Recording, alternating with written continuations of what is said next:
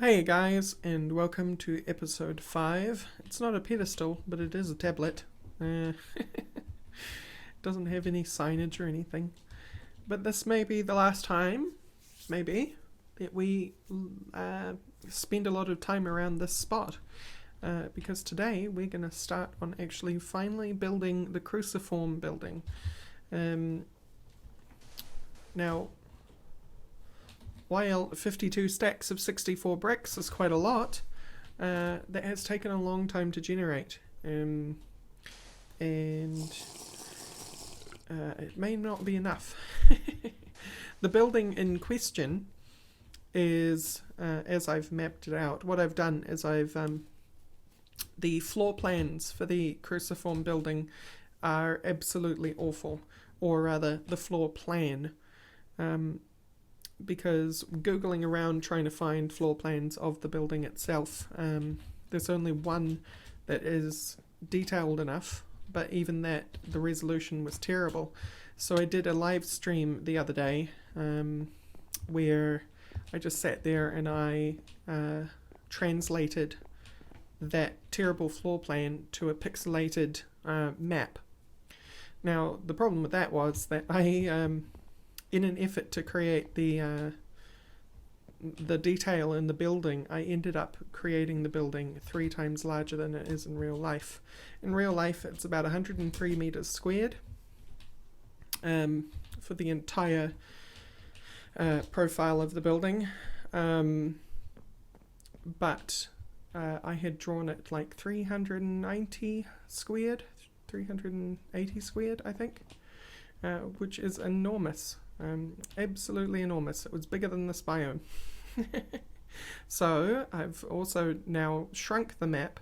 Unfortunately, I've had to make a lot of edits because of the fact that Minecraft works in 1 meter by 1 meter by 1 meter cubes.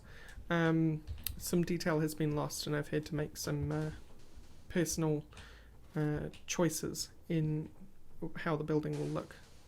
But I have a floor plan, and that means that we can start plotting out this thing. But before we do that, I've been a bit naughty. We would have more bricks than this if it wasn't for the fact that I actually started using them in the tablet. Because if we look at brick blocks,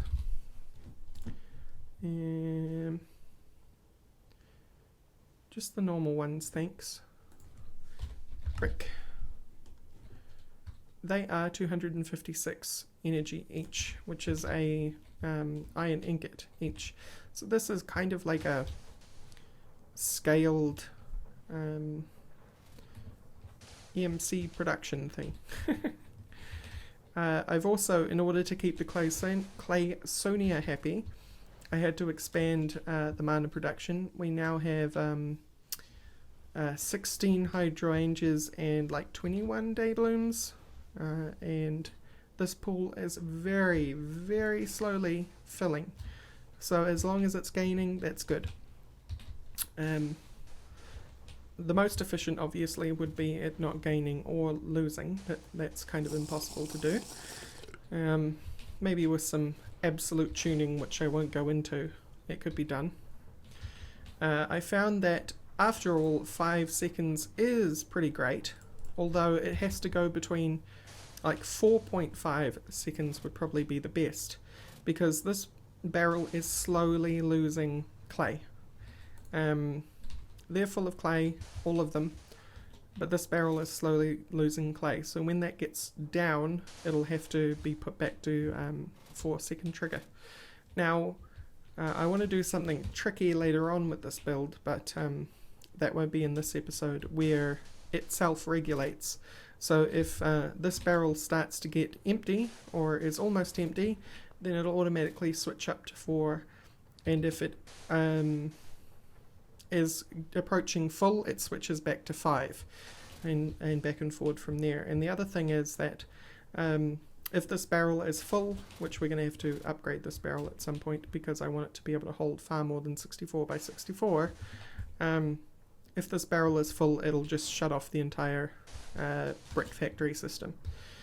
So doing things smart that way, because right now it'll just bottleneck on its own, and then this bit will kind of be a problem area if it bottlenecks.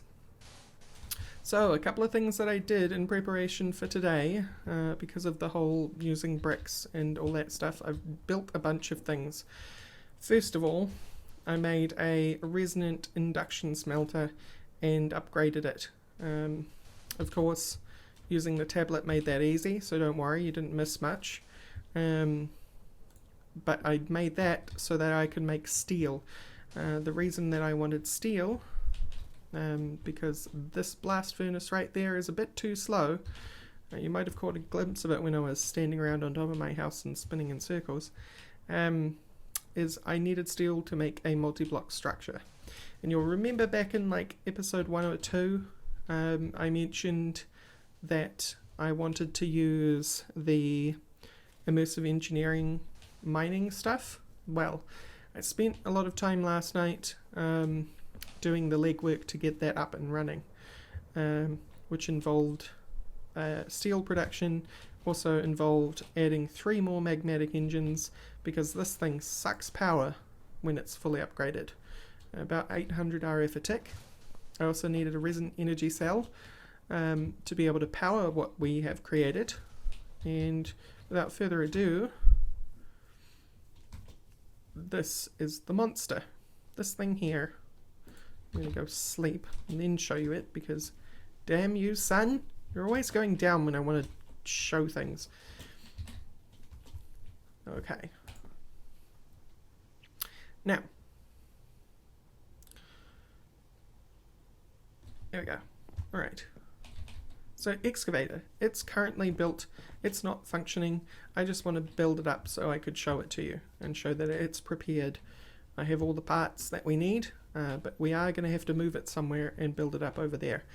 Because this chunk, much like many chunks in the world, and I'll show you how it all works, is completely devoid of ores as far as the excavator is concerned. Which means that when I had it briefly running, it got just some dirt and grass, and that's it. What you kind of do is you get a core sample drill. Let's go pick up our present hammer and take our resonant redstone thing. Also, you'll notice I finally switched the resource pack over to my favorite Unity. It's always something I take a while to do for some reason. I always forget when I create a new instance. But let's just pick a chunk that I haven't done. So you stick your core sample drill down, you can right click it and it says core sample in progress 0. So you need to provide it with power. And I need to create the back output. And it starts spinning in this like bar in the middle here, starts going down, and then it goes all the way back up. So I'll be back once it's complete. Oh, and before I do that, you'll see that progress is going up. So I'll return. Okay, it is done. You'll see core sample evaluated, no minerals found. This chunk is useless to us. That's fine though, because if I show you, and this is where we're going to stick the drill today. If I go over here and over toward our portal, I have a sign somewhere. Here it is, lapis. So if I stick the core sample down, it doesn't know right now because I've picked it up before, but I'll be back once it's completed. Okay, I return. You'll notice that lapis vein has been found. It has 100% integrity. The 100% integrity is very important. This, by the way, and the excavator do not affect the ores that are in the ground in the chunk at all. It's entirely separate from the way that ores work in Minecraft vanilla. So none of that gets touched whatsoever. The fact that it's a lapis chunk, entirely separate from what actually exists within that chunk. So I'm going to just top this up over here.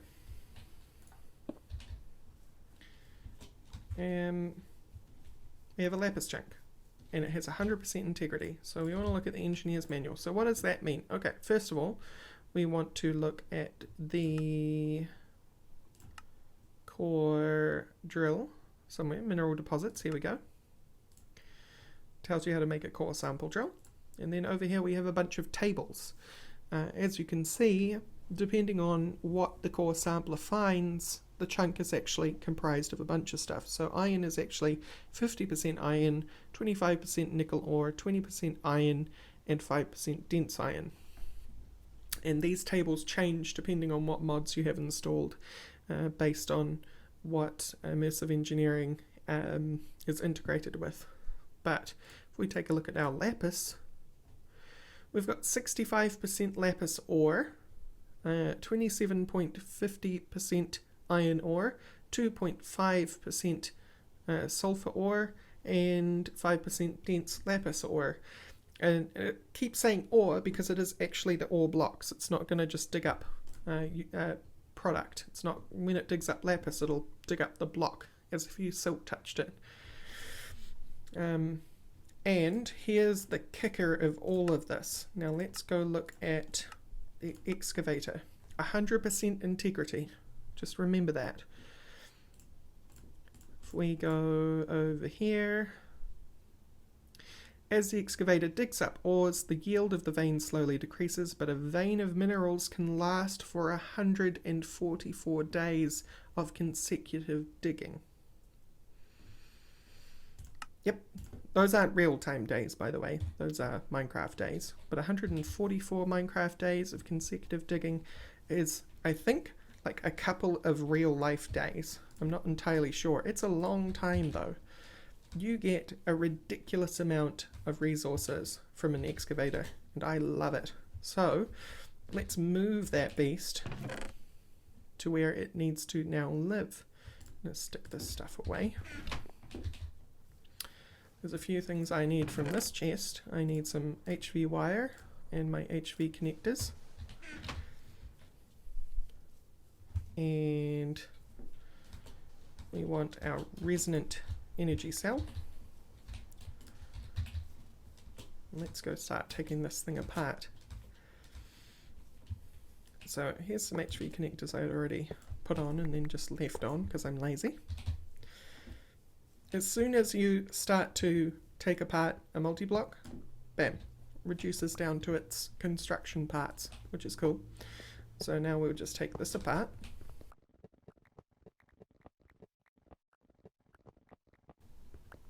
You'll also notice that the bucket wheel in the center was an entirely separate multi-block. That's important for when we start putting this thing back together again. Okay, and we're just left with the excavator. Let's start taking you apart.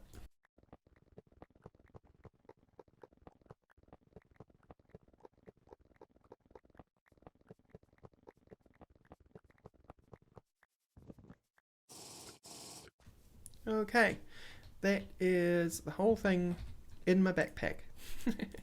It's a lot of steel and a lot of other bits. Some copper, iron, that sort of thing.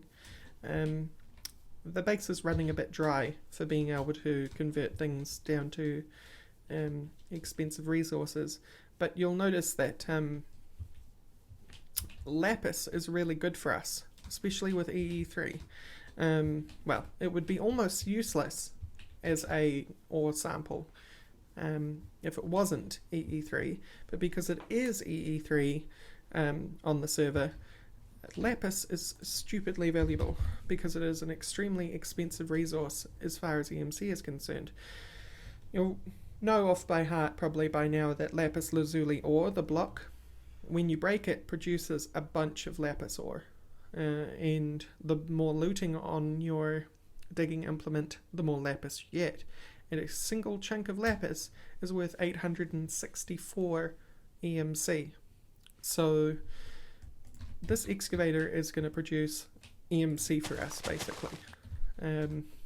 If we didn't have EE3 on the server, if I continue down the shoreline, I would be using, I would probably be setting it up first on,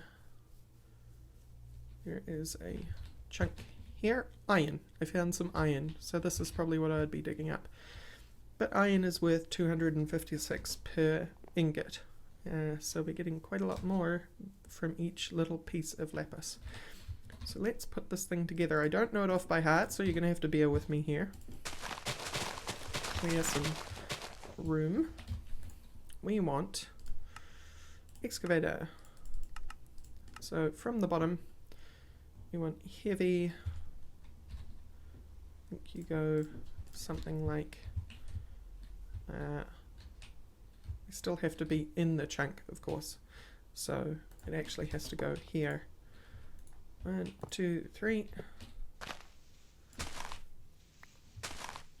Actually, you know what? I should probably build the bucket first, because it's something I always do last, and it's a pain when you do. But I do need to put these down before I can, because I need something to center it off. Anyway, block of steel. I need to go sleep. I'll be back. Okay, back to it.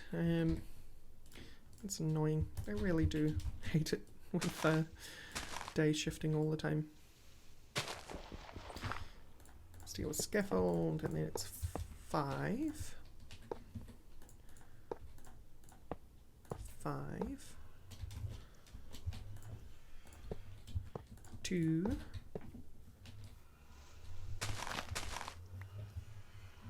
And 3. We're going to have to dig around a bit, unfortunately. Get our blocks of steel and stick them in the appropriate places. Don't worry about all the like junk around the bucket. It'll be cleared out by the excavator itself. You go down there.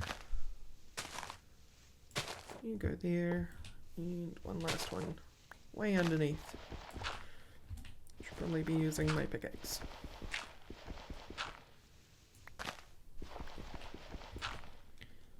There we go, last block. It should be, at least, if I've done everything right. And let me guess, I don't have my hammer. I do! So, wham. I said wham. Yeah, see, I've done it wrong somewhere. Let's just move some of this junk. Pretty sure it doesn't matter, but it doesn't hurt to make sure it's out of the way.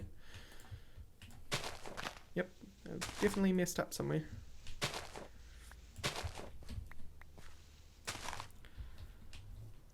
Ah, I see you.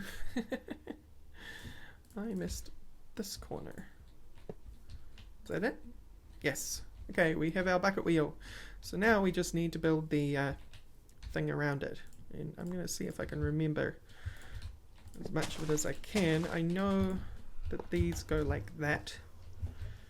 And then you have, on this side, I think it goes 1, 2, 3, and then 3 pieces of scaffolding. Oh, come here.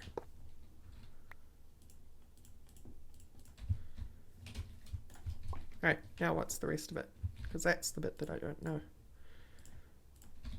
Let me just make sure I got that right though. 3,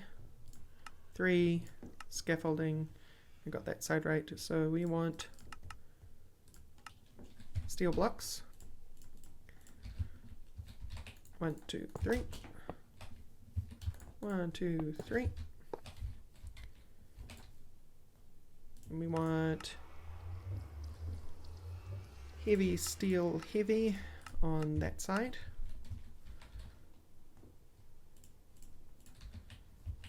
Heavy steel heavy. Get out of the way.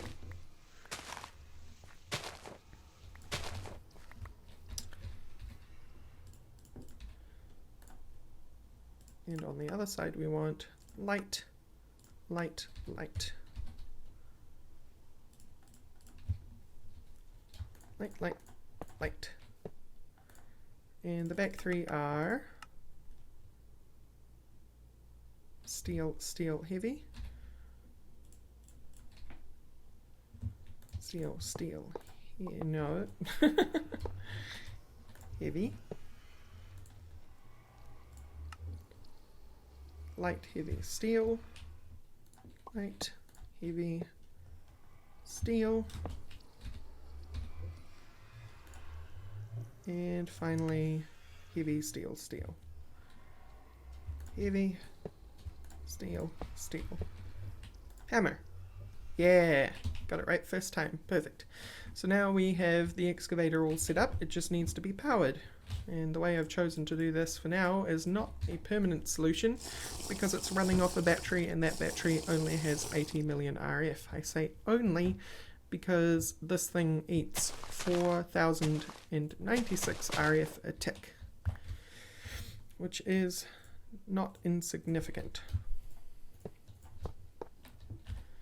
So I'm going to do some of this. Stick you there.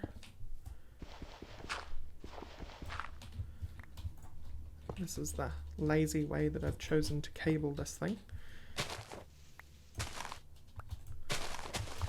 Doesn't really matter how this thing is in terms of the sidedness, because I think the conduits pull out wherever they want anyway. But we'll do that just for completeness sake. And we get our HV wire, and this thing is immediately going to start digging. So before we do that, actually, we need to stick some chests on the output. Okay, now we can stick wires on. You can see the bucket has started turning, and it actually fills up with junk. It's cool. Very, very cool. It'll clear out some dirt first. It has an area underneath it that it likes to clear out. But once it's done, we've got some lapis in one of those buckets. And it will be delivered very shortly. There we go, lapis ore. So we're just going to start receiving lots and lots of ore. Lots and lots of ore. So I'm going to let this thing do its job until this battery runs dry, which is happening pretty fast. We've already nearly used 5 million RF. So it won't take long to get through it. But at the end of the day, we're going to have a fair bit of lapis to use for EMC, and some sulfur and some iron too that we can put to use. So let me just tidy up my inventory and I'll get ready to do some construction finally. See you soon. Okay guys, I'm back. I have a roughly clean inventory, and you'll notice that these have been carrying around in my inventory since the start of the episode, because that's another thing that I had planned on doing.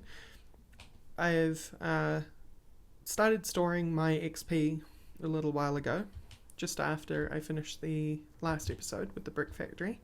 And then I've hooked it up to this XP tank so that I can simply right click to take XP. Now the reason I want to do that is because of a function in Ender.io where you upgrade your tools on an anvil.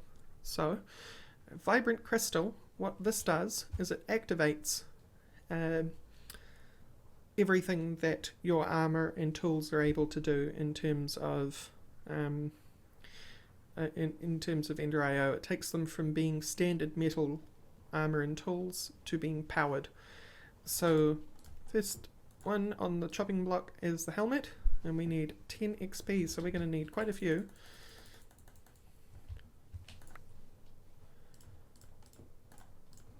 Bits of XP, and I have plenty. So we should be able to outfit all of these with power. And outfitting them with power actually makes them far more useful. It's not just powering them, it's reducing the damage they take, and it's improving the armor they give you, or the damage, or the digging speed, everything, really. It makes them much, much stronger. Another 10 levels. Apply it to our ender. 10 more. Apply it to our pick. And another 10 more.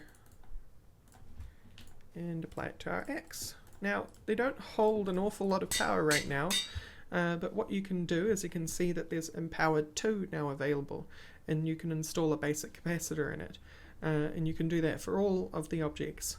And then after that there's Empowered 3, which is the next level of capacitor, and finally Empowered 4, which is an octatic capacitor installed in it.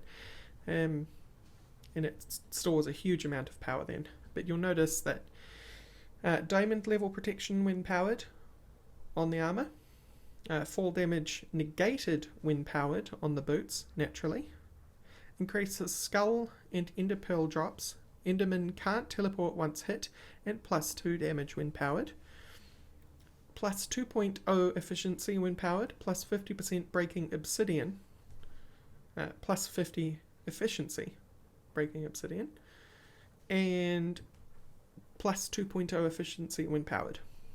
And both this and this have different modes that you can use by shift, by using them while crouching.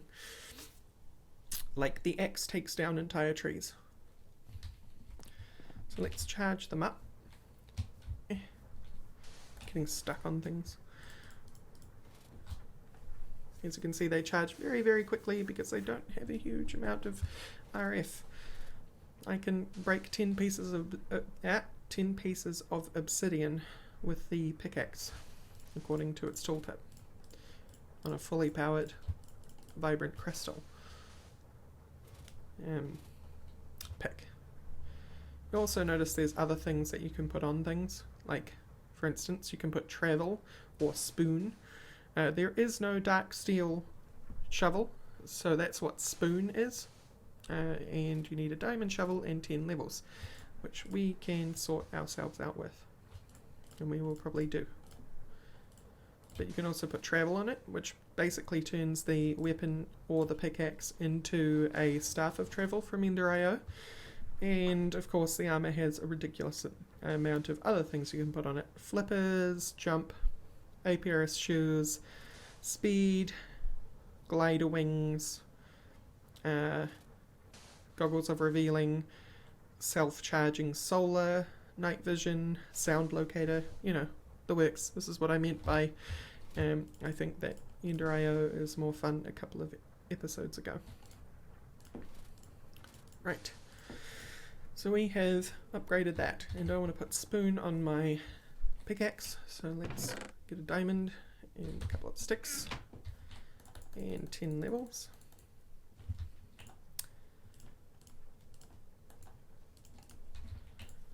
And you get to be a spoon.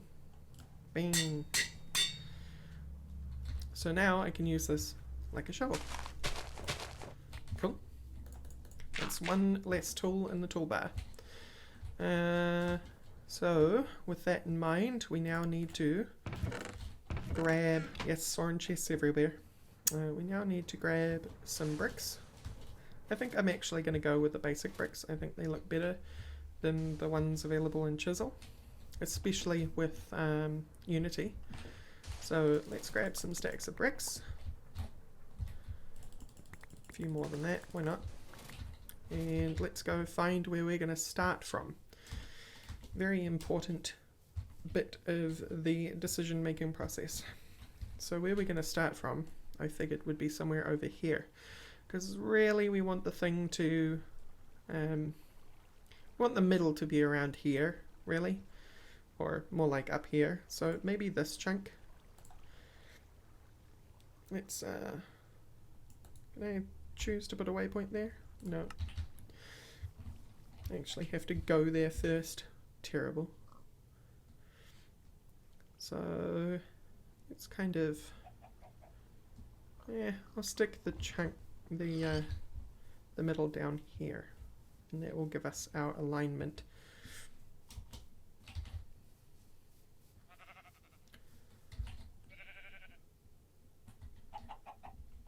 Yep, one more.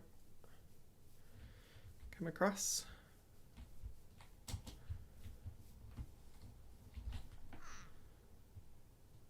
So probably a little more behind. The whole thing is bigger than the real world example. It's 190 blocks in length. Now that's kind of on the border of 2 chunks, but it doesn't really matter. It just needs to indicate to me what we're doing. And then I'm going to kind of go this way. So I'll be back because I need to measure how far I need to go from the middle. See you in a sec. Okay, I'm back. I actually had to briefly go back to base because I forgot my tape measure, which I have in my hand now. And also I figured I might be in a little bit of trouble if we make the middle right there, because I think the cliff face might be closer than I had hoped. It's about 92 blocks away, so let's hope that 92 comes quicker than that cliff. Probably not. If it has to go over the lake a little bit, I'm okay with that. But we might make it after all. Maybe. Yes, we will.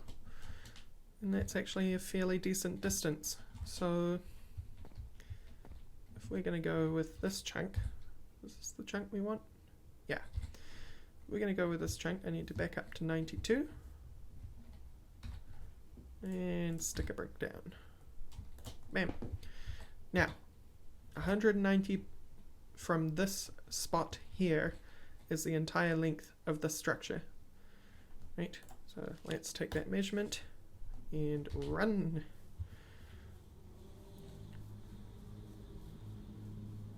And then we will have our width. We'll know where we're at in terms of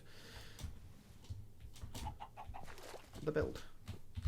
Then we've got to do that again vertically. Oh, junk. Fell in sewage. Sometimes I really dislike the MFR liquids that lay around in the world. They're just gross. Sludge and poop.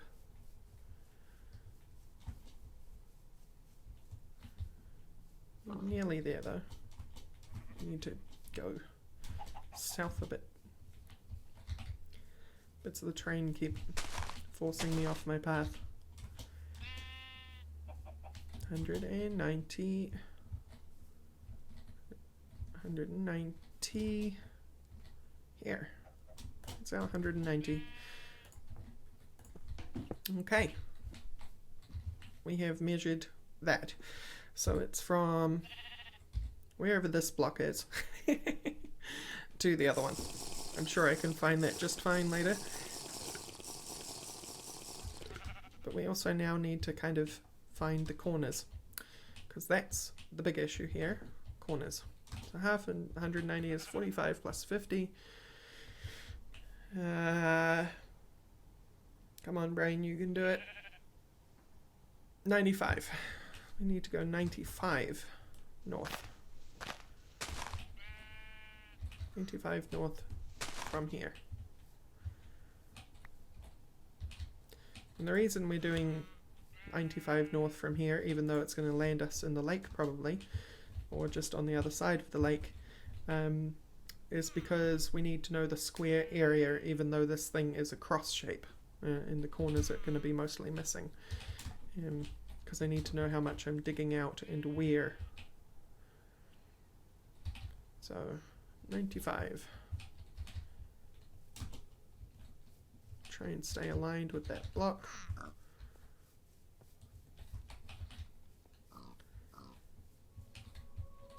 Doesn't matter if I get it slightly rough. Yeah, it's going to land in the middle of the lake.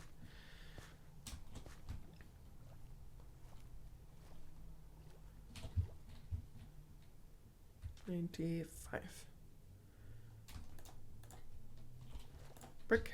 We have our northwestern corner. Okay, so 190 from here. Let's go. Well, 95 actually, because we want to know the points of the square more than we want to know the corners.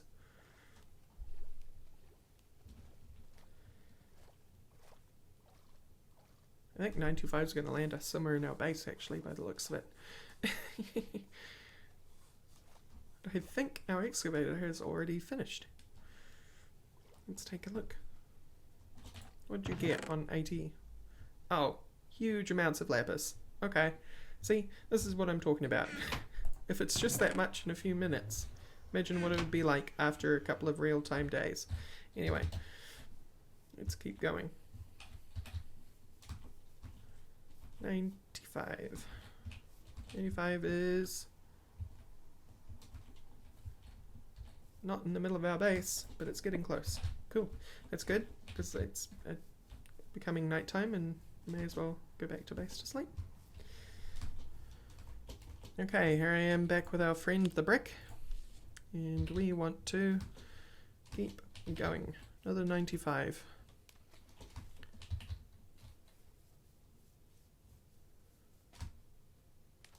So we can get our 2 top corners done.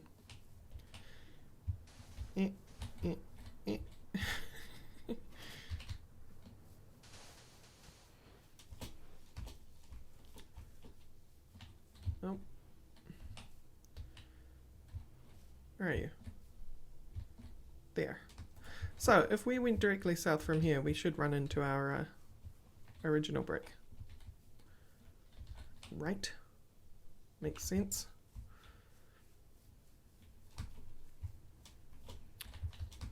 There is an elephant. Hello, elephant.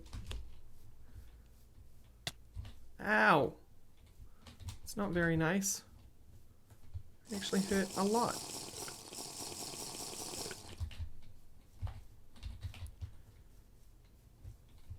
And that's our original brick. Cool. Cool, cool, cool. Okay, so I'm going to do some more measuring. And then I'll be back once I've figured out all the coordinates. Because what we're going to have to do after that is we're going to have to take an excavator to the area. And all you know how much I hate excavators. And flatten out some of this space. Because we're going to need to be able to construct our building in it. Our very, very big building. So, see you in a second. Okay guys, I'm back. The plan has kind of been subverted somewhat, and the reason for that is because I realized that with the materials that I have, I'm not going to be able to create a decent enough excavator for the job. I'm also going to need a decent lumber axe for the job as well, because while this is great, it's probably going to keep running out of energy unless I upgrade it, but that's going to be hard work.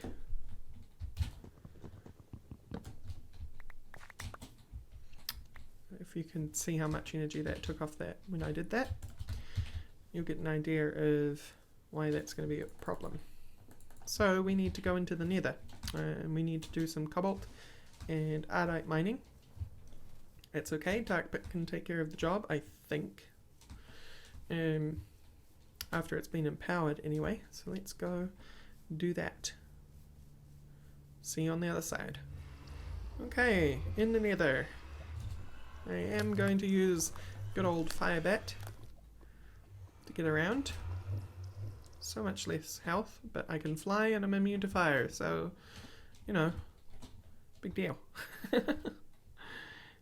We need to find ardite and cobalt in the walls, and hope we don't run into other Firebats, because they are going to be a pain. And it's okay if I fly away from that point, because I actually do have a waypoint on our portal. It's just off at the moment. It's another Firebat. I'm going to murder you. Right. There's another one. Problem with Firebats is not so much their attack damage, it's when they decide to explode. That's the big problem. The thing about flying around and looking for ardite and cobalt, though, is that I think some of the other players may have got to it first, although here's some ardite. Oh, I can't see through these particles. Yeah. Minimal, please. Oh yeah, I can get ardite just fine, which will probably mean I can get cobalt too. So, I'm gonna mine up some ardite and some cobalt, and I'll be back once I have a bunch. See you soon. Okay, I'm back from the Nether, and I've actually already gone and made a bunch of bits of tool stuff, but I thought I would record before I finished making the tools because I wanted to show you guys a couple of things that a lot of people don't know about since Tinker has moved on in its age. It's added certain special metals, special alloys that you can make, and one of these is Porphyrium, which is awesome for tool handles. It has the best modifier for handles in the game at 1.5 times durability for your tool, which is immense. The other thing I like to do when I'm making these big things is do it with silver. Now the reason I choose silver over cobalt, because cobalt is the fastest material at 14, see mining speed 14, silver is only 2 points less, but it's a lot easier to get hold of, and therefore if you don't want to battery charge or put moss on your tool, silver is extremely common and is great for repairing the tool. So it's at a very slight speed loss, but it is absolutely worth it in my opinion. And we're still sticking cobalt on as a large plate because it has a very decent durability and it has a great mining speed. So that's why we're doing that. Now, how to make Porphyrium? Well, Porphyrium, named after the author Porphyrin, is made with some cobalt, equal parts cobalt and iron, and twice as much blood. And how do you get blood? Well, the way that Tinkers likes you to get blood is either by standing in an active smeltery or by throwing in rotten flesh. So if we throw in some rotten flesh, that's going to melt itself up. Now, I throw in a stack, but never fear, the stack is still in there. It's just going to cycle through what I put in there at 8 at a time. So I'll be back once I've made some Porphyrium, and then we can cast it. See you soon.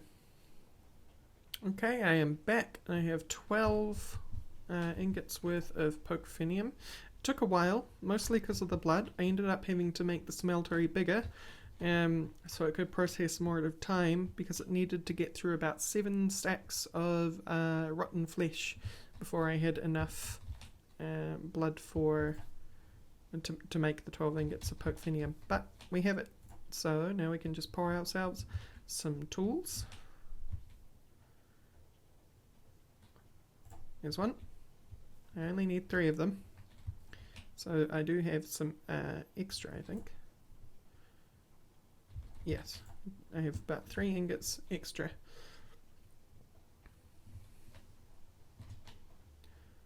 There we go. We have 3 Porphyrium tool rods. Now, let's put those tools together. First of all, hammer, and 2 plates and a rod. We have a silver hammer. And I like to do rhyming couplets with nobility. So we have our crushing king.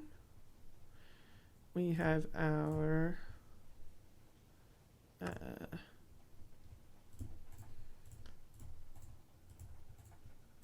what do we call you? You're an excavator.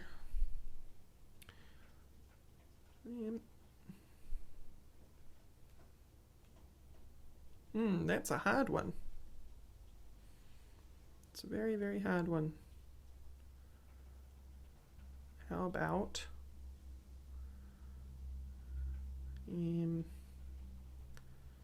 nope, I got no idea. I'm just gonna go with silver excavator.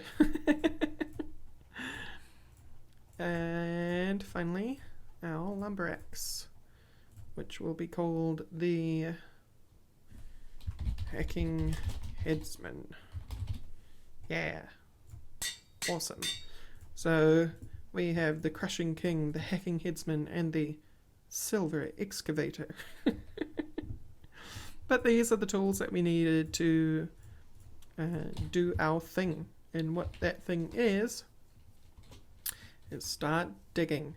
So, because this episode has actually gone on pretty long by this point, there has been a lot of cuts, but I think just by record feel, I can't time it properly when there's so many cuts. It's gone on quite long, so I'll have to start the actual building next episode. I know, annoying, but next episode what I'm actually going to do is I'm going to clear out all this first, and when I come back there's going to be the clean area that we get to build on, and then we're going to time-lapse the build. Okay, so thank you all for watching, and I'll see you next time. Bye bye.